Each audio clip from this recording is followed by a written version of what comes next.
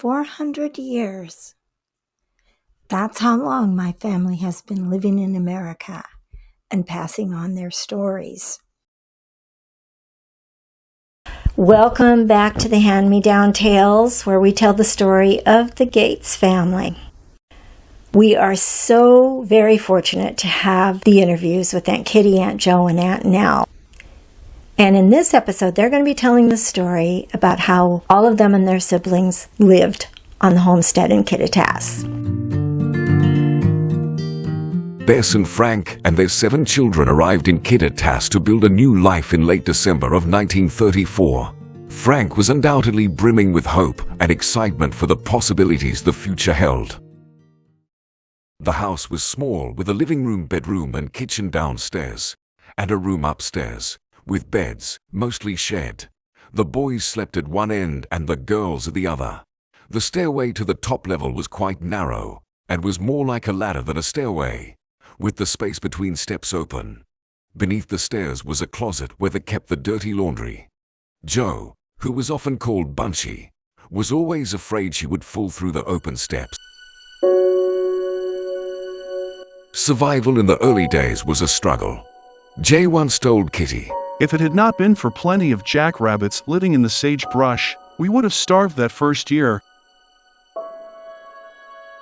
Their neighbors on the hill all knew what it was like to survive that first year, in the middle of nothing but sagebrush and wind, and knew it was next to impossible without the help of others.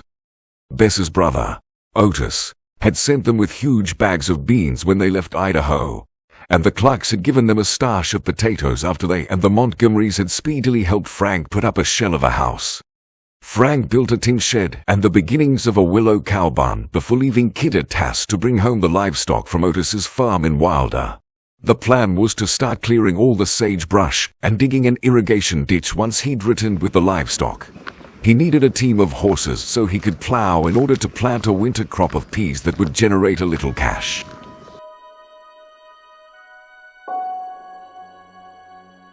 As the mother of 7 children with hearty appetites, one not even a year old and another on the way, Bess was sometimes finding it problematic to fight occasional bouts of despair, even before the accident that would take their struggles to a whole new level of difficulty. When her father was injured, Nell was in 2nd grade, and it may be that her version of Frank's injury is based on a childhood memory, as both Kitty and Jo would recall the story their mother told them differently. In their version, the boys were throwing stones in the country, and when Frank was hit in the head, he fell from the boxcar and was not found for a few days. When the train arrived in Kittitas, he was not with the livestock, and it was days before anyone knew what had happened. Bess must have been beside herself with worry. Whichever version is correct, the consequences were the same, and the peas needed to get planted. The responsibility for that fell squarely on pregnant Bess and her 12-year-old son Jay. Nell explains. So Jay, my oldest brother, and my mom cleared 5 acres. It took a long time to grub all of that sagebrush. My mom took 1 horse, my brother, and they put in this 5 acres of peas. And oh, they were delicious. They also needed to finish digging an irrigation ditch that was fed from a canal up the hill and behind the house.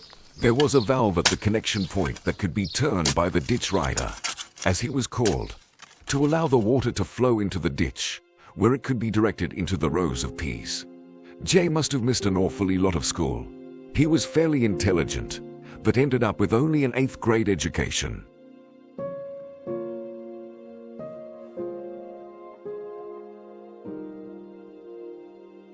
There was no drinking water. From the tin shed, they could see a stream a few miles off from the foot of the hill. It was located on property that belonged to the Clerf family, who kindly allowed the family to collect clean water every other day in 2 big barrels that Frank had fashioned, hauled on a cart behind a team of horses. This duty fell to J and B, though, once he had recovered, Frank would often go with them. And being Depression time, sometimes there would be fellows down there laying, sleeping where we had to walk past. It kind of scared us kids, but my dad was generally always with my brothers. And he said, we're just here to get some water. We don't want to disturb you.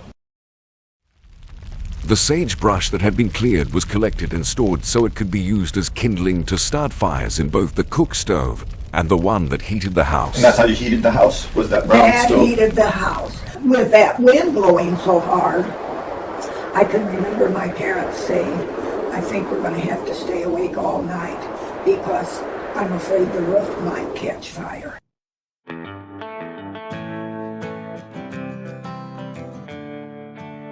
Kittitas in those days had a church, a grocery store, a couple of taverns, and a post office. The Gates family arrived during the winter school break, and school resumed the first week of January. Classes took place in the City Hall building. Nell was in second grade and remembers her first day. And Mom and Dad didn't take us kids down to school and introduce us. The Clark girls did. I went in and I was very shy. The teacher, I don't recall her name, but Jerry Clark took me in and she said I was going to be going to school there and my name was Vanilla Gates. And all the kids, vanilla ice cream, vanilla. Oh, I was so embarrassed. So a few of them had to stand in the corner. Many of the residents of Kittitas were homesteaders like the Gates family with similar struggles, but there were a few families that thrived. It was a tight little community, and those who were blessed with plenty often helped out those that weren't.